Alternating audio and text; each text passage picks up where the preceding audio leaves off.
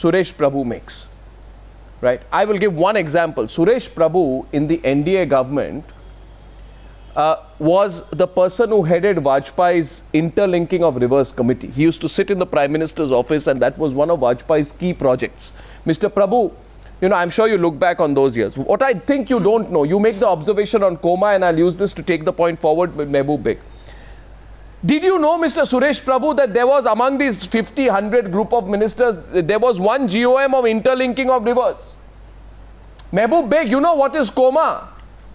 Coma is a situation where nothing happens, where a person is neither dead nor alive, but the person is incapable at that point of time of responding. Mr. Mehboob Beg, this will go down in Ripley's, believe it or not. But the GOM on the interlinking of rivers did not have even one meeting during the entire Manmohan Singh tenure. Not one meeting. And I can right now, because Mr. Kesavan is protesting too much, if he wants, I can name 6 or 7 other GOMs, Mr. Beg, which did not have a single meeting. With that kind of record, can you question why Narendra Modi is asking the secretaries to do more and report more directly to him? Mr. Beg.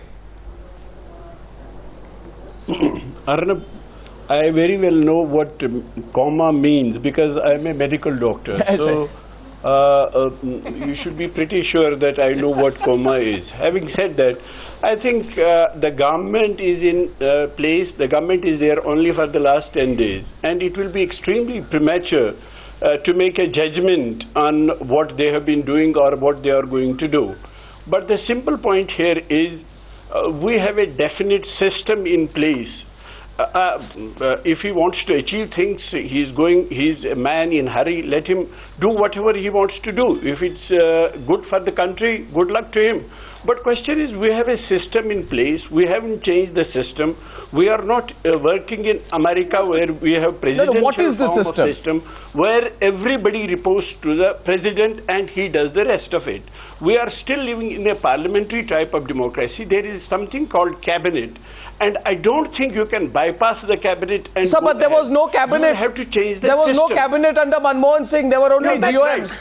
1 second. Counters coming in. Counters. Vani has a counter. Wait, Shailesh Gandhi has a counter first. Rajiv Gandhi used to talk to secretaries and their juniors also. I don't know from where you've come up with this fiction that everything that Manmohan Singh is the practice and precedent that India must follow. No. Tonight, Mr. Mehboob Beg says there is a system. I want to ask you, Mr. Mehboob Beg, there was a GOM on the setting up of the Amritsar-Kolkata Industrial Corridor. It did not meet even once. Is that part of our system? There was a GM on pension and post-retirement medical schemes for Food Corporation of India employees. It did not meet even once. There was a GOM on the amendment to the Minimum Wages Act of 1948. It did not meet even once. No, now you say you know what coma is, therefore... Arnab, that shouldn't... No. Yeah, that's right. I am not saying whatever has happened is all right. No, nobody says that. If something has happened which is wrong is wrong. But Mr. Beg, what happened? Wrong is wrong. No, but Mr. what Beg. I'm saying is that Mr. Beg. there is a system in place. Mr. Beg. One cannot bypass a system. No, how is this bypassing the system? How is this bypassing the system? Is the system the Constitution of India? Is the system part of the law? Bureaucracy From where are you getting politicians? Whether it's a bureaucrat or a politician, everybody has to work in tandem. No, one minute. Two more voices coming in. Sunil Alagh and Vani Tripathi. Sunil Alagh first. Arnab. Why are they assuming that the ministers are being bypassed? This has been done perhaps in consultation with the ministers, where they've told the Prime Minister is telling all the bureaucrats, please help everybody. Who is bypassing anything? Why are they assuming that all ministers don't exist? All the secretaries are reporting to the Prime Minister. Utter nonsense. He has just motivated the entire team. Please work with your ministers. Please perform. If there is anybody in the government who is not performing, even if a minister comes in your way, please come and talk to me. It's an open system. It's a new culture. It's what the younger generation in the world wants. And I'm surprised that someone like Kesavan wants to fall into, he's the younger person. He's falling into the same bureaucratic red tape. I will join secretary, will go on. That's all. No, Vani Tripathi, after that, Mr. Kesavan, after Vani, please. After Vani, I'll give you a full turn. I just want to tell Mr. Beg, he's such a senior, such a revered politician, also one of the last few, associates of the UPA, as you pointed out.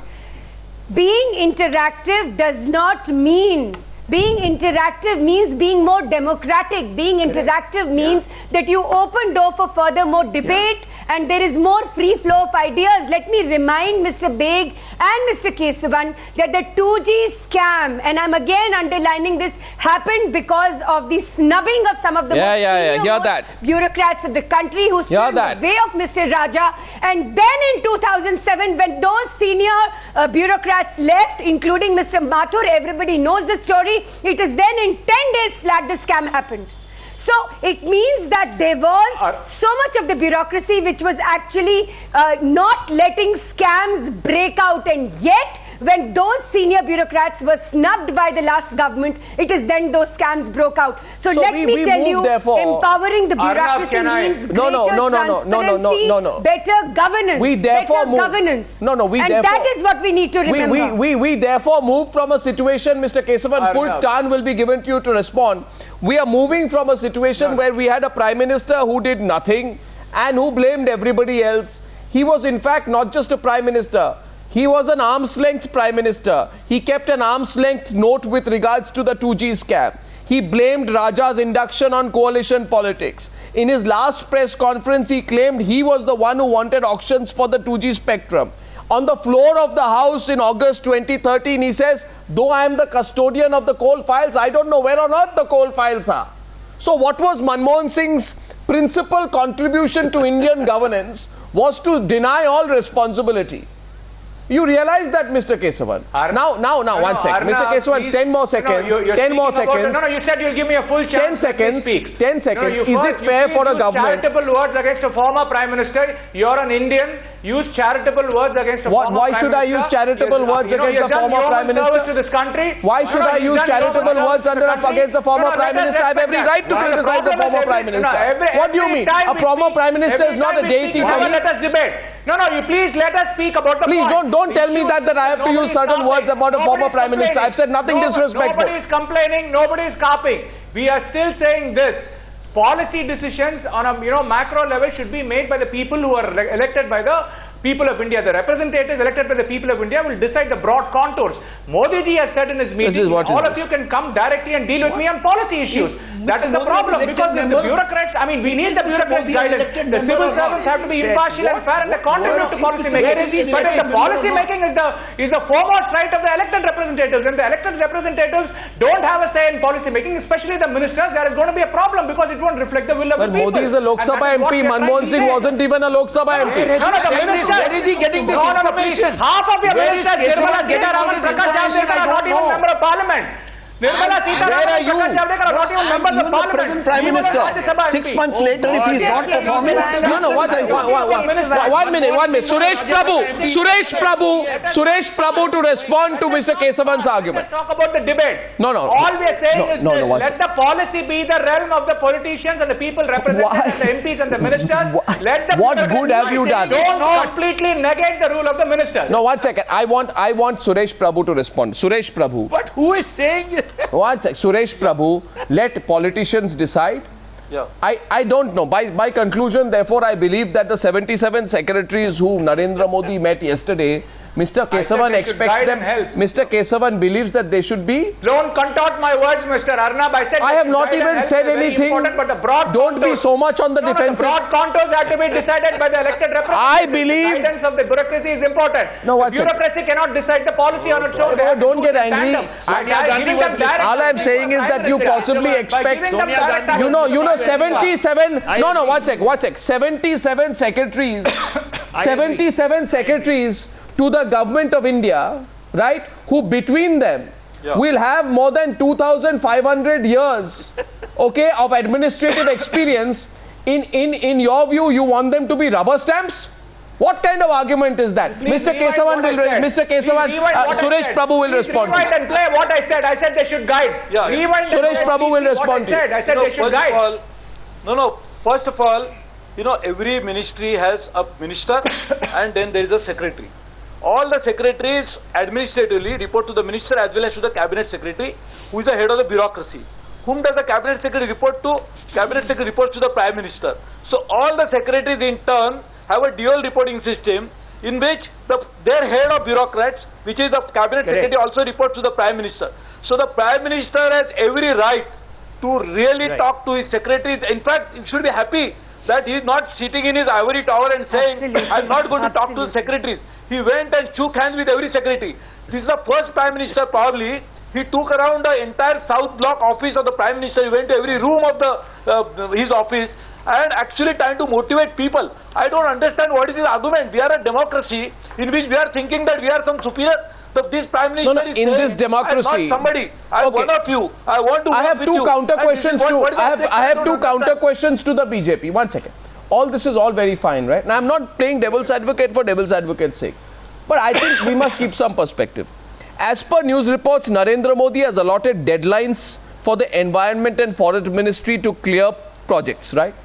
And apparently it has been said that decide this in a few days, clear all the projects smoothly, etc., without, of course, compromising rules and regulations. In this system, I'm just wondering whether Prime Minister himself says there's a 7-day time limit for the Environment Minister to give clearance. I'm just, which minister and which bureaucrat will have the courage to not clear a project? I mean, that bureaucrat or minister will then think about it, right? Will then think that my job is going to be on the line if I try and take a position that is different from that which has been informally communicated by the Prime Minister of India. You understand what I'm saying? A second point. No, Vani, you get my point, right?